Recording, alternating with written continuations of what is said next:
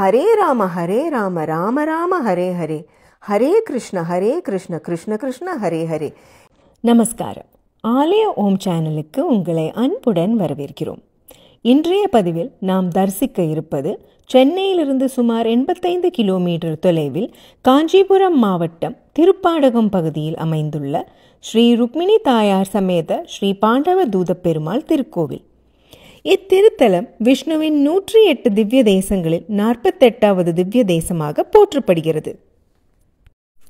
மகாபாரத காவியத்துடன் தொடர்புடைய இத்திருக்கோவிலின் சிறப்பு அம்சம் என்னவென்றால், மூலவர் கருவறை சன்னதியில் பகவான் ஸ்ரீகிருஷ்ணர் பிரம்மாண்டமாக அமர்ந்த திருக்கோலத்தில் விஸ்வரூப தரிசனம் தரும் காட்சி உலகில் வேறெந்த கோவிலிலும் காண முடியாத ஒரு அற்புதம். இத்திருத்தலத்தில் குடிகொன்றிருக்கும் மூலவர் ஸ்ரீகிருஷ்ணனை போற்றி திருமங்கையாழ்வார், திருமழிசையாழ்வார், போதத்தாழ்வார், பேயாழ்வார் ஆகியோர் மங்களாசாசனம் செய்துள்ளனர். இத்திருத்தலம் ரோஹிணி நட்சத்திரத்தில் பிறந்தவர்களுக்கு சிறந்த பரிகார ஸ்தலமாக திகழ்கிறது. இத்திருக்கோவில் 1000 வருடங்களுக்கும் மேல் பழமை வாழ்ந்ததாகவும் பல்லவ மன்னர்கள் காலத்துக்கும் முன்பே கட்டப்பட்டதாகவும் கூறப்படுகிறது. இது போன்ற பல சிறப்புகளை கொண்ட இத்தலத்தின் வரலாறு பற்றி முதலில் பார்ப்போம். அதன் பிறகு ஆலயத்தை தரிசிப்போம். மகாபாரத போர் தொடங்குவதற்கு முன் பாண்டவர்களின் தூதனாக ஸ்ரீகிருஷ்ணர் கௌரவர்களை சந்திக்க சென்றார். அப்போது துரியோதனன் ஸ்ரீகிருஷ்ணரை கொல்ல சூழ்ச்சி செய்தான். ஒரு குழியை வெட்டி அதன் மீது கம்பளம் விரித்து கற்கள் நிரப்பிய ஆசனத்தை வைத்திருந்தான். ஸ்ரீகிருஷ்ணரை சிறை பிடித்து தாக்குவதற்காக பல போர் வீரர்கள் அந்த குழியில் அமைந்திருந்தனர். ஆனால் அங்கு நடந்ததோ வேறு.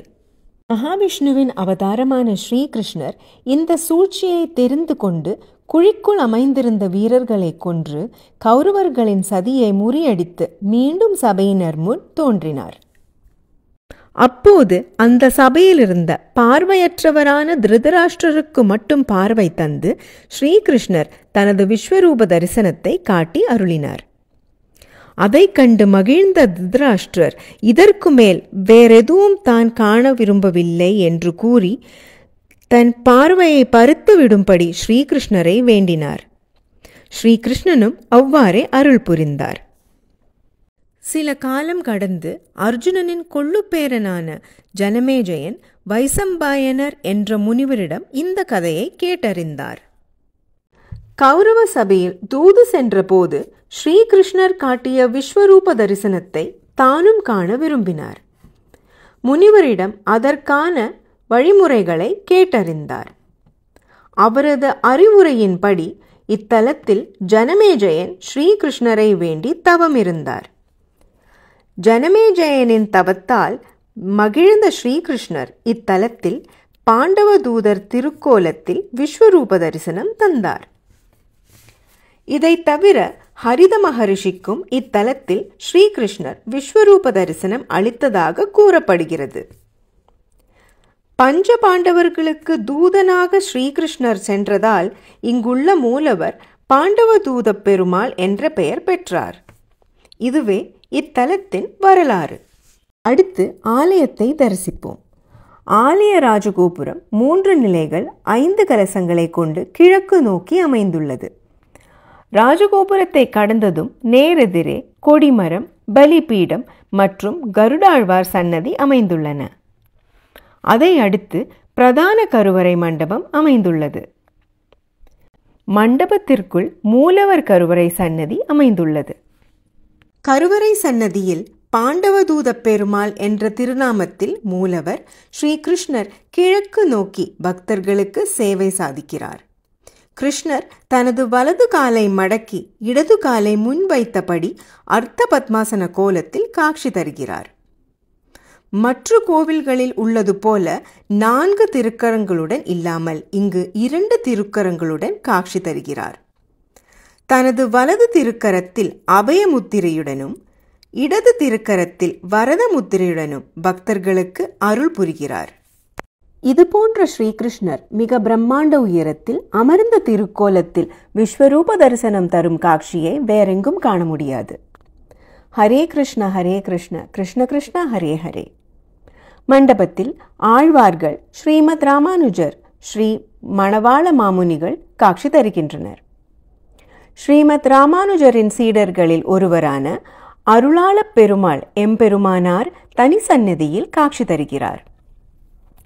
இவரின் வம்சாவழி வந்தவர்கள்தான் இன்றளவும் இந்த தனியார் கோவிலை சிறப்பாக நிர்வகித்து வருகின்றனர். ஆலய பிரகாரத்தில் மூலவர் மண்டபத்திற்கு வெளியே வலதுபுறம் உள்ள சன்னதியில் ஸ்ரீ ருக்மணி தாயார் தனி கோவில் நாச்சியாராக வீற்றிருந்த கோலத்தில் கிழக்கு நோக்கி பக்தர்களுக்கு தரிசனம் தருகிறார். ஸ்ரீ ருக்மிணி தாயாருக்கு குறிப்பிட்ட விசேஷ நாட்களில் திருமஞ்சனம் நடைபெறுகிறது. மூலவர் மண்டபத்திற்கு வெளியே இடதுபுறம் ஸ்ரீசக்கர தாழ்வார் மற்றும் அவருக்கு பின்புறம் யோக நரசிம்ஹர் தரிசனம் அளிக்கின்றனர். ஆலய பிரகாரத்தில் நாகர் சன்னதி மற்றும் தீபம் ஏற்றும் மேடை ஆகியவை அமைந்துள்ளன. ஆலய பிரகாரத்தை ஒட்டி ஆலய தீர்த்தமான மத்சய திருக்குளம் உள்ளது. பிரார்த்தனை சிறப்பு. 27 நட்சத்திரங்களும் சந்திர பகவானின் மனைவிகள் ஆவர். இவர்களில் சந்திரன் முதலில் ஞான சக்திகளை கொண்ட ரோஹிணியையும் அக்னி சக்திகளை கொண்ட கார்த்திகையையும் மணந்தார். அதன் பிறகே மற்றவர்களை மணந்ததாக கூறப்படுகிறது. இத்தலத்தில் ரோஹிணி ஸ்ரீகிருஷ்ணரை வழிபட்டு ஞான சக்திகளை பெற்றதாகவும் தனக்கு விஸ்வரூப தரிசனம் தந்து அருளிய ஸ்ரீகிருஷ்ணரை சூக்ஷ்ம வடிவில் தினமும் இத்தலத்தில் வழிபடுவதாகவும் கூறப்படுகிறது. மேலும் ஸ்ரீகிருஷ்ணரின் ஜன்ம நட்சத்திரம் ரோஹிணி. எனவே ரோஹிணி நட்சத்திரத்தில் பிறந்தவருக்கு பரிகார ஸ்தலமாக திகழ்கிறது. இப்போது ரோஹிணி நட்சத்திரக்காரர்கள் பரிகார பூஜை எப்படி செய்ய வேண்டும் என்பதை பார்ப்போம். பரிகார பூஜை செய்ய விரும்பும் பக்தர்கள் இத்தலத்திற்கு காலை 7 மணி முதல் 11 மணிக்குள் ஒரு நெய் தீபம், ஒரு பாக்கெட் ஊதுபத்தி மற்றும் அர்ச்சனை தட்டுடன் வர வேண்டும். மூலவர் ஸ்ரீகிருஷ்ணரை மனமுருகி வேண்டி ஆலய பிரகாரத்தை ஒரு முறை அடிப்பிரதட்சிணம் அல்லது அங்க பிரதட்சிணம் செய்து வலம் வர வேண்டும். அதன் பிறகு பிரகாரத்தில் உள்ள தீபம் ஏற்றும் மேடையில் ஊதுபத்தி மற்றும் நெய் தீபத்தை ஏற்றி மூலவருக்கு அர்ச்சனை செய்து பரிகாரத்தை நிறைவேற்ற வேண்டும். இப்படி செய்வதன் மூலம் ரோஹிணி நட்சத்திரத்தினர் தங்கள் வாழ்க்கையில் ஏற்பட்ட சகல காரிய தடைகள், குறைகள், கஷ்டங்கள் நீங்கி வாழ்க்கையில் சிறப்பான முன்னேற்றங்கள் அடைவார்கள் என்பது நம்பிக்கை. இத்தலத்தில் ஸ்ரீகிருஷ்ண ஜன்மாஷ்டமி, வைகுண்ட ஏகாதசி, முக்கோடி ஏகாதசி, பங்குனி உத்திரம், கார்த்திகை தீபம், மகாபரணி ஆகிய விழாக்கள் வெகு சிறப்பாக கொண்டாடப்படுகின்றன. ஆலய நடை திறப்பு நேரம் காலை 7 மணி முதல் மதியம் 11 மணி வரை மற்றும் மாலை 4 மணி முதல் இரவு 7:30 மணி வரை. ஆலய தொடர்பு திரு டி.வி. ஸ்ரீனிவாச பட்டர். அலைபேசி எண் 9787970783. இத்திருக்கோவில் சென்னையிலிருந்து சுமார் 75 கிலோமீட்டர் தொலைவில் காஞ்சிபுரம் மாவட்டம் திருப்பாடகம் பகுதியில் அமைந்துள்ளது. காஞ்சிபுரம் பேருந்து நிலையத்திலிருந்து 2 கிலோமீட்டர் தொலைவிலும், ரயில் நிலையத்திலிருந்து 2 கிலோமீட்டர் தொலைவிலும், ஏகாம்பரநாதர் திருக்கோயிலில் இருந்து 1/2 கிலோமீட்டர் தொலைவிலும் அமைந்துள்ளது. ஆட்டோ, ஷேர் ஆட்டோ வசதிகள் உள்ளன. போன்ற ஆன்மீக தகவல்கள், ஆலயங்கள், சித்தர்கள் வரலாறு, கிரக பெயர்ச்சி பலன்கள் ஆகியவற்றை அறிந்து கொள்ள ஆலய ஓம் யூடியூப் சேனலுக்கு சப்ஸ்கிரைப் செய்யுங்கள். நன்றி, வணக்கம்.